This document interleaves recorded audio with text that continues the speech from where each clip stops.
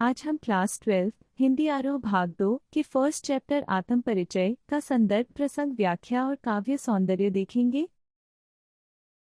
मैं जगजीवन का भार लिए फिरता हूँ, फिर भी जीवन में प्यार लिए फिरता हूँ।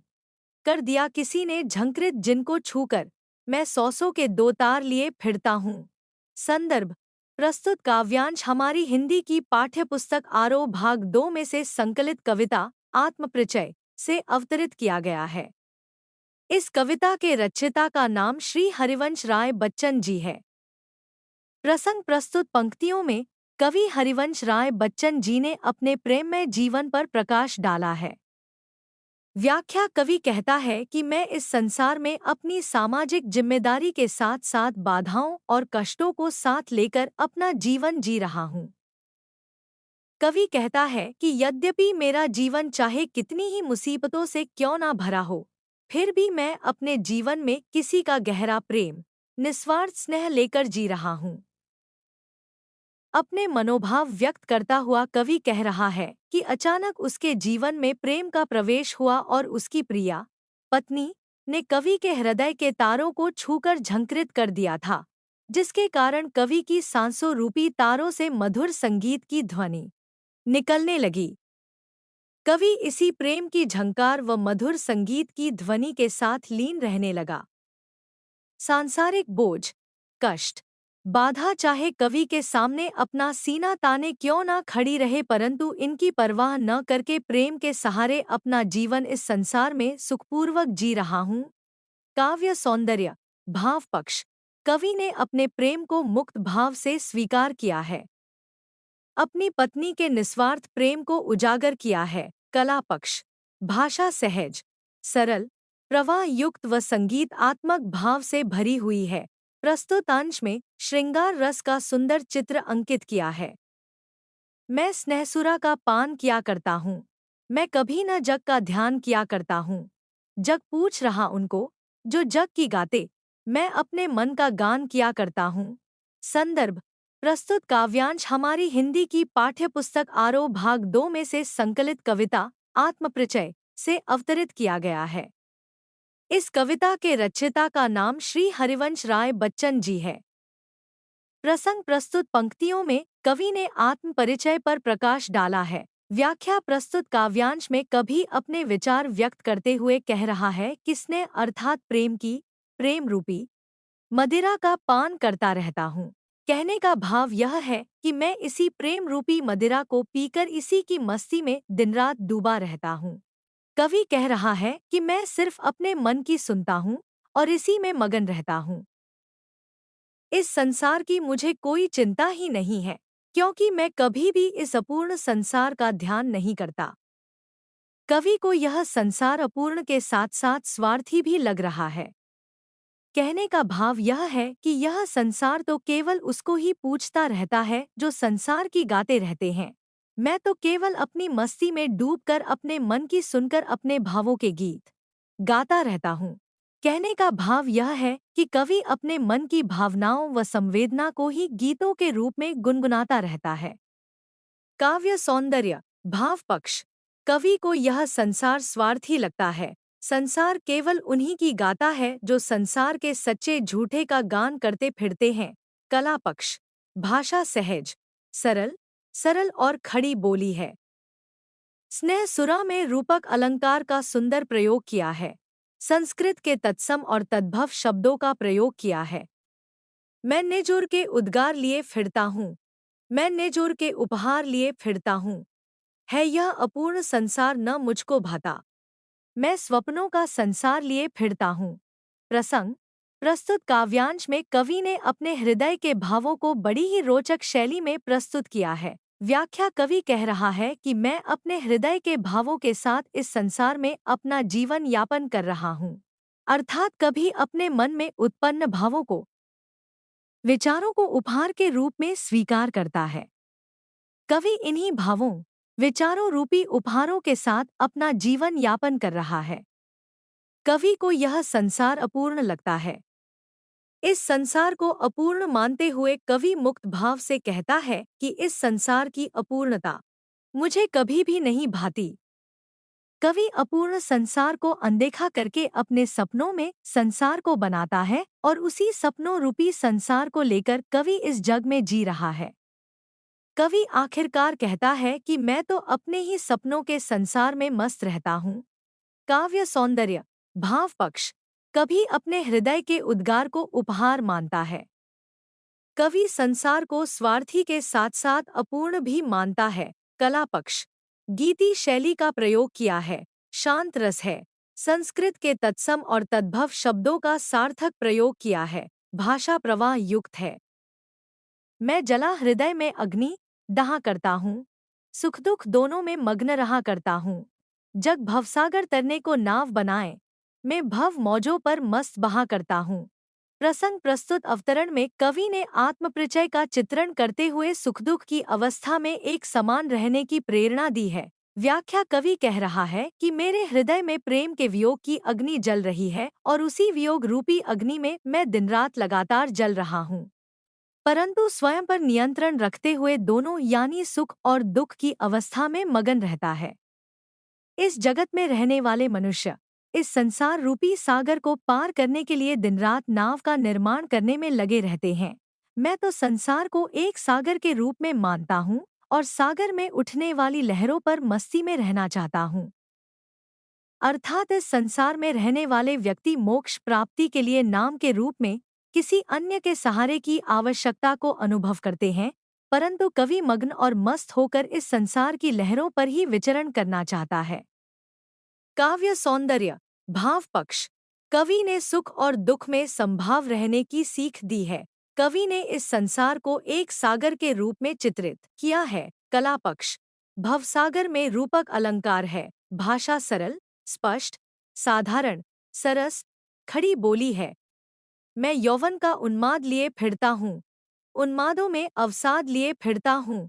जो मुझको बाहर हंसा, रुलाती भीतर, मैं हाय किसी की याद लिए फिरता हूँ। प्रसंग। इस काव्यांश में कवि हरिवंशराय बच्चन जी ने अपने हृदय व जीवन की आंतरिक पीड़ा का वर्णन किया है। व्याख्या। प्रस्तुत पंक्तियों में कवि अपने विचार व्यक्त करते हुए अपने जीवन में आने वाली पीड़ा का वर्णन करते हुए कहते हैं कि मेरे जीवन में मेरी जवानी का जोश अब भी भरा हुआ है। कवि चाहे अपनी अधेड़ अवस्था में पहुंच चुका है, परंतु फिर भी अपनी जवानी के जोश के साथ अपना जीवन जी रहा है। कवि ने अपनी युवावस्था में अपनी पत्नी से गहरा प्रेम किया और उसकी यादों को अपने हृदय में धारण कर लिया। कवि आज उन्हीं प्रेम भरी यादों के साथ अपना जीवन जी रहा है। यह प्रेम भरी यादें उसको बाहर से हंसाती रहती हैं, परंतु अंदर से पीड़ा पहुंच जाती है और यही पीड़ा उसको अंदर से रुलाती है। कवि की प्रेयसी की यादें आज भी उसे सताती रहती हैं। काव्य सौंदर्य, भाव पक्ष। कवि जवानी के उन्माद के साथ अपना जीवन जी रहा है। कवि के जीवन में उन्माद के साथ साथ दुखद यादें भी जुड़े हैं। कला पक्ष। प्रतीकात्मक शैली का उचित प्रयोग किया है, अनुप्रास, पदमैत अलंकारों की शोभा है, आंतरिक पीड़ा का प्रतिपादन किया है। कर यत्न मिटे सब, सत्य किसी ने जाना, नादान वही है, हाय जहाँ पर दाना, फिर मूड न क्या जग, जो इस पर भी सीखे, मैं सीख रहा हूँ, सीखा ज्ञान भुलाना। प्रसंग। प्रस्तुत काव्यांश में कवि ने सत्य के महत्व पर प्रकाश डाला है। व्याख्या। कवि कहना चाहता है कि इस संसार में बड़े बड़े ज्ञानवान महापुरुषों ने सत्य को जानने का प्रयास किया, लेकिन सत्य को कोई भी नहीं जान पाया। इस संसार में अक्लमंद मनुष्यों के साथ नादान व्यक्ति भी रहते हैं। नादान व्यक्ति धन दौलत, ऐश्वर्या, मोह माया के बंधन में फंस जाते हैं, परंतु बुद्धिमान व्यक्ति हमेशा इन सब से दूर रहते हैं और जन कल्याण के कार्य करते रहते हैं। इस संसार में रहने वाले मनुष्य सब जानते हैं, पर वह मूर्ख हैं जो सत्य से अनजान बने हुए हैं। कवि सांसारिक मनुष्यों को भूले हुए ज्ञान को सीखने, वह स्वयं भी इसका अनुसरण करना चाहता है। कवि आखिर में कहता है कि इस परम अटल सत्य को कोई भी नहीं जान पाया है। काव्य सौंदर्य, भाव पक्ष। कवि सीधे स्पष्ट रूप से परमपिता परमेश्वर की बात कर रहा है। संसार में जहाँ समझदार व्यक्ति रहते हैं, वहाँ नादान और मूर्ख भी रहते हैं। कला पक्ष, कवि की रहस्यवादी चेतना का चित्रण किया गया है। शांत रस है, प्रश्नवाचक अलंकार का उचित प्रयोग किया है। मैं और जग और, कहाँ का नाता, मैं बनावना कितने जग रोज मिटाता, जग जिस पृथ्वी पर जोड़ा करता वैभव, मैं प्रतिपक्ष से उस पृथ्वी को ठुकराता। प्रसंग, कवि अपने और संसार के नाते को अस्वीकार कर रहा है। व्याख्या, कवि अपने विचार अभिव्यक्त करते हुए कह रहे हैं कि मेरा और इस संसार का कोई भी नाता नहीं है, क्योंकि संसार में रहने वाले व्यक्तियों और मेरी विचारधारा में बड़ा अंतर है। कवि ऐसे संसार को तो प्रतिदिन अपनी कल्पना शक्ति से बना बनाकर रोज मिटा देता है। यह संसार धन दौलत ऐश्वर्या के मोह में फंसकर इस पृथ्वी पर तमाम ऐसो आराम के साधन जोड़ता रहता है। कवि ऐसे संसार को अपने पग से ठोकर मारकर गिरा देता है, यानी वह ऐसे संसार को ठुकराता रहता है। काव्य सौंदर्य, भाव पक्ष, कवि को सांसारिक धन दौलत ऐश्वर्या मोहमाया का कोई भी बंधन जकड़ नहीं पाया है।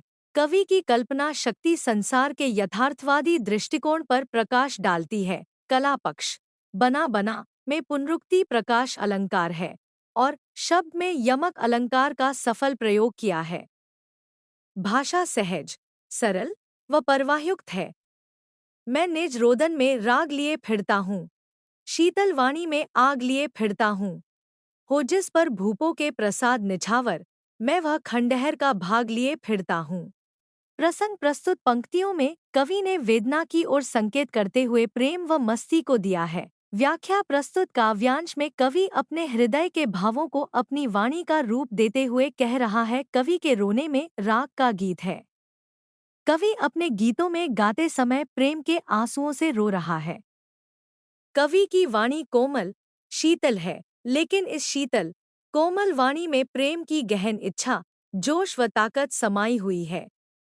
ऐसे अद्भुत प्रेम पर तो प्रसिद्ध व्यक्ति अपने धन दौलत से भरे हुए राजमहलों को बड़ी खुशी के साथ अर्पण कर देते हैं।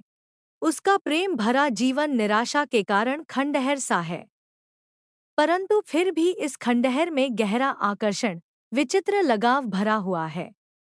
उसके मन में अपने अमूल्य प्रेम के लिए गहरी अनुभूतियां समाई हुई है। काव्य सौंदर्य, भाव पक्ष, कवि का हृदय एक प्रेमी का हृदय है, कभी अपने प्रेम के लिए अपना सब कुछ अर्पण कर देना चाहता है। कला पक्ष, श्रृंगार रस में वियोग रस का सफल प्रयोग किया है। भाषा सरल, सरस व प्रवाहयुक्त है। खंडहर में उपमा अलंकार का प्रयोग है। मैं रोया, इसको तुम कहते हो गाना, मैं फूट पड़ा, तुम कहते छंद बनाना। क्यों कवि कहकर संसार मुझे अपनाए, मैं दुनिया का हूँ एक नया दीवाना। प्रसंग, प्रस्तुत काव्यांश में संसार के लोगों द्वारा उस पर की जाने वाली प्रतिक्रिया की ओर संकेत किया है। व्याख्या, कवि कहता है कि प्रेम की विरह वेदना के कारण मैं जब पीड़ा से भरा हुआ रोने लगा और रोते हुए अपने गहरे दुख को अपनी कविता में व गीतों में शब्दों के माध्यम से प्रकट किया, तब इस जगत में रहने वाले मनुष्यों ने कहा कि कवि तो गीत गा रहा है। कवि जब विरह वेदना के कारण फूट फूट कर रोने लगा तो लोगों ने कहना आरंभ कर दिया कि कवि तो सुंदर सुंदर छंद बना रहा है। कवि कहता है कि यह संसार केवल मुझे एक कवि के रूप में ही जानता है और अपनाता है, जबकि मैं तो अपने आप को इस संसार का एक मनमौजी व मस्त प्रेमी मानता हूँ। काव्य सौंदर्य, भाव पक्ष, कवि ने अपनी विरह वेदना को अपनी काव्य भाषा का रूप दिया है। कवि ने अपने आप को मनमौजी कहकर अपना परिचय कराया है। कला पक्ष, क्यों कवि कहकर में अनुप्रास अलंकार है, करुण व वियोग श्रृंगार रस पर प्रकाश डाला है। भाषा सरल, स्पष्ट व भावयुक्त है। मैं दीवानों का वेश लिए फिरता हूँ, मैं मादकता निःशेष लिए फिरता हूँ, जिसको सुनकर जग झूम झुके लहराए। मैं मस्ती का संदेश लिए फिरता हूँ। प्रसंग, प्रेम और मस्ती का संदेश देने का वर्णन किया है। व्याख्या, प्रस्तुत काव्यांश में कवि कहता है कि वह इस संसार में मनमौजी मस्त प्रेमी का रूप धारण करके घूमता रहता है। वह जहाँ भी जाता है वहाँ के वातावरण को प्रेममय व मादक बना देता है। कवि के विचारों में प्रेम एवं मस्ती छाई रहती है। कवि द्वारा गाए जाने वाले प्रेम में मस्ती भरे गाने को सुनकर सब भाव विभोर होकर प्रेम से। अंत में कवि कह रहा है कि मैं अपने गीतों में मस्ती का संदेश लिए फिरता हूँ, जो सुनने वालों को भी मस्त कर देता है तथा उसे आनंद की प्राप्ति हो जाती है। काव्य सौंदर्य, भाव पक्ष। कवि प्रेम दीवाना का रूप लेकर फिर रहा है। प्रेम के नशे में संपूर्ण संसार डूब जाता है। कला पक्ष। झूम झुके में अनुप्रास अलंकार है। श्रृंगार रस का प्रयोग हुआ है। भाषा सरल, सहज व प्रवाहयुक्त है। Thank you for watching. Do like, subscribe and share.